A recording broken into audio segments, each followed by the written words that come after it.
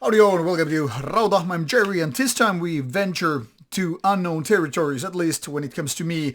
And now we're talking about a genre or sub-genre which I'm not familiar almost at all. Noise rock.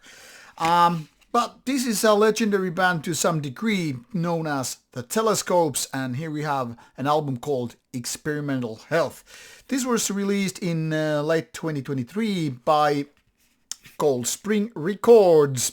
And in case you're much like me, a metalhead who is way too dumb to understand that there's a lot of interesting music beyond the metal. I mean, I'm really not that dumb, but anyway, I must say I wasn't really familiar with the name nor the fame of the band, but this is something that a lot of you might already know.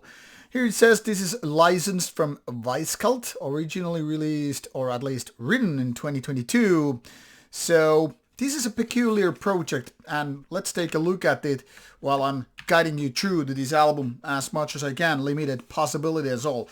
Now, as you already got to see, there is no booklet, just very limited, very simplistic digipack release, so there's not really much to show. But what is there is to show and talk about is, of course, genre definition, or more like genres.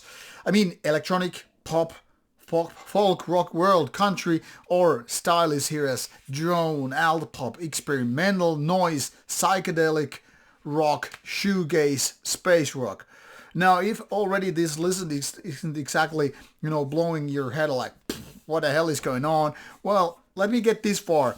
Obviously, this is a very, very independent band as far as the word independence goes to, and that means this is a artist. This is an artist who just like goes wherever this artist pleases, and as such, it's like, yeah, not for everybody. It's definitely an acquired taste kind of a thing, but it's also somewhat compelling. I mean, I kind of get why this is enjoying somewhat a underground fame, to say the least.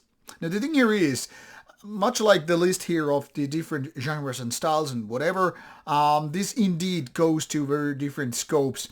To summarize it a little bit, like simplifying, so you get some kind of idea what we're talking about. Yes, we're definitely talking about noisier end of rock music, but it's definitely more on the rock side of things rather than anything else. Surely it's somewhat electronic here and there. I mean, you kind of get the feeling like these distorted guitars have kind of electronic riffs and all, but it's also kind of a moody, even with some more, say, happy-go-lucky kind of a feeling here and there. I'm saying there are moments when it feels a little bit uplifting, but maybe not like, the mainstream pop and all, but something like, yeah, it's not really that dark all the way, but there are moments when it just gets kind of a, very British in that sense. Now, when I was spinning this album for a few times, I was trying to figure out what I could really tell about, because I'm not too familiar with the genre as mentioned. I was thinking, in a way, this kind of reminds me of Depeche Mode, but being more on the rock side of pop side. The thing here is, there are lots of overlapping, elements when it comes to these different feelings, these emotions this album is, kind of made of.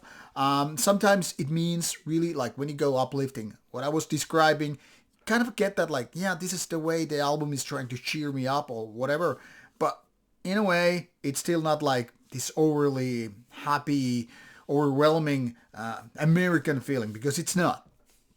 And when it gets to more of these melancholic things, sides where it gets kind of a bleak and that, it's not like overly dark. We're not talking about depressive suicidal black metal here, for fuck's sake, but we're still talking about some kind of a very British take on things. I mean, you can pretty much figure out like it's gonna be a gray sky, raining probably. It's getting kind of a cold, but not cold enough to put your winter shoes and caps and all that on.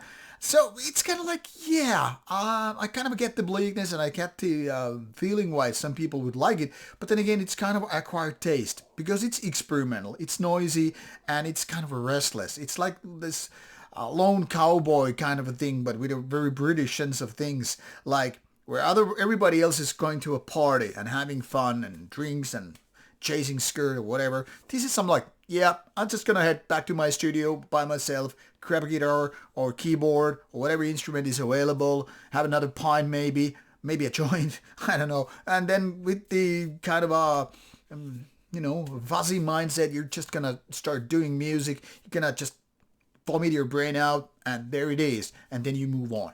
I don't know if this makes sense at all. Maybe it doesn't, but to give you a little bit of an idea what's going on here, it's a variety of things, and it's not for everybody. But those who like their more undergroundish take on rock music and flirting with electronics and all might find actually this album, Experimental Health, very, very inspirational, or at least interesting to say the least. So there you have it, out through Cold Spring Records late 2023. So off you go. Maybe you will dig it, maybe you won't, but it's at least something different than your typical take, and that should be worth something. Now, off you go, enjoy.